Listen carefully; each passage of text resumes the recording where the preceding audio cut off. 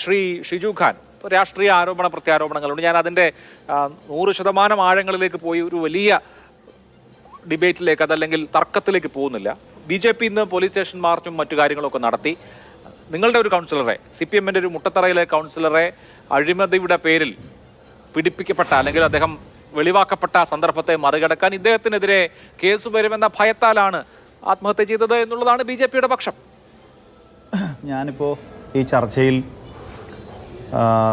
തുടങ്ങുമ്പോൾ തന്നെ അഭിലാഷിനോടും സൂചിപ്പിക്കുകയുണ്ടായി, ഇത്തരം മരണങ്ങൾ പ്രത്യേകിച്ചും പൊതുപ്രവർത്തകർ ആത്മഹത്യ ചെയ്യുന്ന സാഹചര്യം, നമ്മളിൽ നിന്ന് വേർപെടുന്ന സാഹചര്യം അത്യന്തം ദുഃഖകരമാണ്. രാഷ്ട്രീയ അഭിപ്രായ വ്യത്യാസങ്ങൾ പങ്കുവയ്ക്കുമ്പോഴും വ്യത്യസ്ത രാഷ്ട്രീയ ശ്രേണിയിൽപ്പെട്ടവരുടെ ഇപ്രകാരമുള്ള വിയോഗങ്ങൾ വ്യക്തിപരമായി പ്രത്യേകിച്ചും തിരുവനന്തപുരത്ത് ജനിച്ച് ജീവിക്കുന്ന ഒരു പൊതുപ്രവർത്തകൻ എന്ന നിലയിലും എനിക്കും ദുഃഖകരമാണ്. അദ്ദേഹത്തിൻ്റെ ആ വിയോഗത്തിൽ ഞാൻ ആദ്യം തന്നെ ആ വേദന പങ്കുവയ്ക്കുകയാണ്. രണ്ടാമത്തെ കാര്യം, BJP സഹയാത്രികനായ ശ്രീ ഷാബു പ്രസാദ് ഇവിടെ ചില കാര്യങ്ങൾ പറയുകയുണ്ടായി. രാഷ്ട്രീയ മുതലെടുപ്പിൻ്റെയൊക്കെ ഒരു സന്ദർഭത്തിൽ ഇപ്രകാരമുള്ള വിഷയങ്ങൾ ഉപയോഗിക്കുന്നു എന്നുള്ള ഒരു അഭിപ്രായം അദ്ദേഹം ഇവിടെ പങ്കുവച്ചു.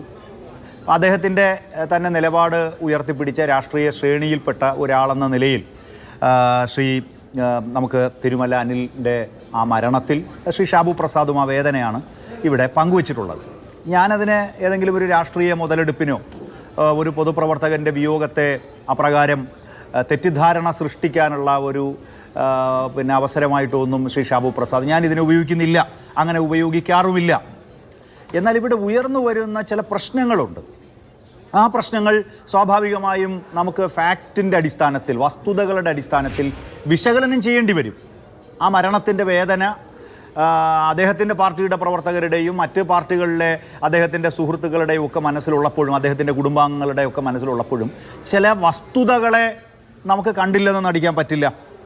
സ്വാഭാവികമായും ആ ആത്മഹത്യാ കുറിപ്പിനെ സംബന്ധിച്ചിവിടെ പറയുകയുണ്ടായി.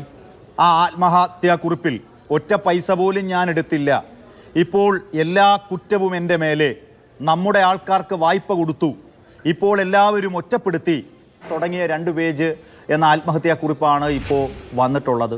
അപ്പോൾ ഈ നമ്മുടെ ആൾക്കാർക്ക് വായ്പ കൊടുത്തു എന്ന് BJPയുടെ വളരെ പ്രധാനപ്പെട്ടൊരു നേതാവ്, ഏതാണ്ട് 15 വർഷമായി BJP നയിക്കുന്ന ജില്ലാ ഫാം ടൂറിസം സൊസൈറ്റിയുടെ നേതൃത്വത്തിൽ പ്രവർത്തിക്കുന്ന ഒരു വ്യക്തി, അദ്ദേഹത്തിൻ്റെ ആത്മഹത്യാക്കുറിപ്പിൽ എഴുതി വച്ചിരിക്കുകയാണ്.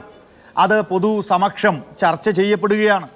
15 വർഷത്തിലേറെയായി ഒരു സൊസൈറ്റിയുടെ ഭാരവാഹിയായി പ്രവർത്തിക്കുന്ന BJPയുടെ നേതാവാണ് മരിച്ചുപോയത്. അദ്ദേഹത്തിൻ്റെ സുഹൃത്തുക്കളായിട്ടുള്ള BJPയുടെ നേതാക്കന്മാർ, പാർട്ടി പ്രവർത്തകർ, അംഗങ്ങൾ തുടങ്ങിയിട്ടുള്ളവർ ഭീമമായ വായ്പ എടുത്തതായിട്ടുള്ള വിവരങ്ങൾ വന്നിട്ടുണ്ട്. അത് തിരിച്ചടയ്ക്കാൻ കഴിയാത്ത അവസ്ഥ നമ്മുടെ മുന്നിൽ വന്നിട്ടുണ്ട്. റവന്യൂ റിക്കവറി അടക്കമുള്ള നടപടികളിലേക്ക് അത്തരം അവസ്ഥകൾ സംബന്ധിച്ച വിവരങ്ങൾ വന്നിട്ടുണ്ട്. അപ്പോൾ ഇത്തരം ഒരു സാഹചര്യത്തിൽ ഈ സൊസൈറ്റിക്ക് നേതൃത്വം കൊടുക്കുന്ന ശ്രീ അനിൽ അദ്ദേഹം മരണത്തെ സ്വയം വരിക്കുമ്പോൾ സ്വാഭാവികമല്ലേ ചോദ്യമുയരും, ആരൊക്കെയാണ് ലോൺ എടുത്തിട്ടുള്ളത്? BJPയുടെ നേതാക്കന്മാർ ബിനാമി ഇടപാടിൻ്റെ ഭാഗമായി ലോൺ എടുത്തിട്ടുണ്ടോ? വലിയ നിലയിൽ അപ്രകാരം ലോൺ എടുത്തതായിട്ടുള്ള വാർത്തകൾ പുറത്തു വരികയാണ്, വിവരങ്ങൾ പുറത്തു വരികയാണ്. അപ്പോൾ BJP നേതാവ് നയിക്കുന്ന ഒരു ഭരണസമിതിയിൽ പലവിധ സമ്മർദ്ദങ്ങൾ കൊണ്ടും സൗഹൃദം കൊണ്ടും ബിനാമി ഇടപാടുകളുടെ ഭാഗമായും അനധികൃതമായും ലോൺ കൈപ്പറ്റുകയും അത് തിരിച്ചടയ്ക്കാതിരിക്കുകയും ഭീമമായ ബാധ്യതയിലേക്ക് ഒരു സൊസൈറ്റി അകപ്പെടുകയും ചെയ്യുന്ന സാഹചര്യം നമ്മുടെ മുന്നിൽ വസ്തുതകളുടെ അടിസ്ഥാനത്തിൽ, ഇത് രാഷ്ട്രീയ മുതലെടുപ്പല്ല, വസ്തുതകളുടെ അടിസ്ഥാനത്തിൽ തീർച്ചയായിട്ടും സൂചിപ്പിക്കേണ്ടി വരും. രണ്ടാമത്തെ വിഷയം, BJP നേതാക്കന്മാർ ഇതിൻ്റെ തുടക്കം മുതൽ അവരുടെ പ്രതികരണങ്ങളിൽ സംസ്ഥാന പ്രസിഡന്റ് മുതൽ ഒരു അങ്കലാപ്പിൽ അകപ്പെട്ടതുപോലുള്ള പ്രതികരണങ്ങൾ നടത്തുന്നു. അദ്ദേഹത്തിൻ്റെ മുന്നിൽ വരെ തൻ്റെ സ്ഥാപനം നേരിടുന്ന പ്രതിസന്ധി ശ്രീ അനിൽ ശ്രദ്ധയിൽപ്പെടുത്തിയതായിട്ടുള്ള വിവരങ്ങൾ പുറത്ത് വരുന്നു. കണ്ട് സംസാരിച്ചിട്ടും ഈ പ്രശ്നങ്ങൾക്ക് പരിഹാരം കാണുന്നില്ല എന്ന കാര്യങ്ങൾ പുറത്തു വരുന്നു. അതിനപ്പുറത്തേക്ക് പോലീസിൻ്റെ ഭീഷണി ഉള്ളതായിട്ടും അല്ലെങ്കിൽ ഇതിൻ്റെ പിന്നിൽ CPIMൻ്റെ ഒരു പങ്ക് ഉള്ളതായിട്ടുമൊക്കെ വ്യാജമായ അഭിപ്രായങ്ങളാണ് BJPയുടെ നേതാക്കന്മാർ ഇപ്പോൾ പ്രതികരിച്ചുകൊണ്ടിരിക്കുന്നത്. CPIMനോ പോലീസിനോ മറ്റ് സംവിധാനങ്ങൾക്കോ നിയമവിരുദ്ധമായിട്ട് BJPയുടെ പിന്നെ വളരെ പ്രധാനപ്പെട്ട ജില്ലയിലെ ഒരു നേതാവാണ് ഷാബു പ്രസാദ്. നമുക്കൊക്കെ എത്രയോ വർഷമായിട്ട് അറിയാം. അങ്ങനെ ഒരാളെ ഭീഷണിപ്പെടുത്തിയും സമ്മർദ്ദത്തിൽ ആഴ്ത്തിയും ഒക്കെ പോകാൻ കഴിയുമോ? അതൊന്നുമല്ല. അടിസ്ഥാന പ്രശ്നം അങ്ങ് പറഞ്ഞ പോലെ അന്തസ്സും അഭിമാനവുമുള്ള ഒരു പൊതുപ്രവർത്തകൻ അങ്ങ് തന്നെ അത് സൂചിപ്പിക്കുകയുണ്ടായി.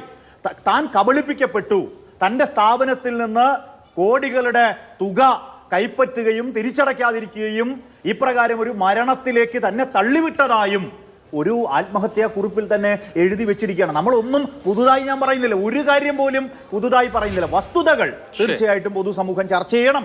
അത് ആ ചർച്ച ചെയ്ത് എന്താണ് സംഭവിച്ചത്, ഇതിന്റെ പിന്നിലെ കാരണങ്ങൾ എന്താണ്, ഇതിന്റെ പിന്നിലെ വസ്തുത എന്താണ്, ഇത് വിശദമായി പുറത്തു വരട്ടെ. യെസ്.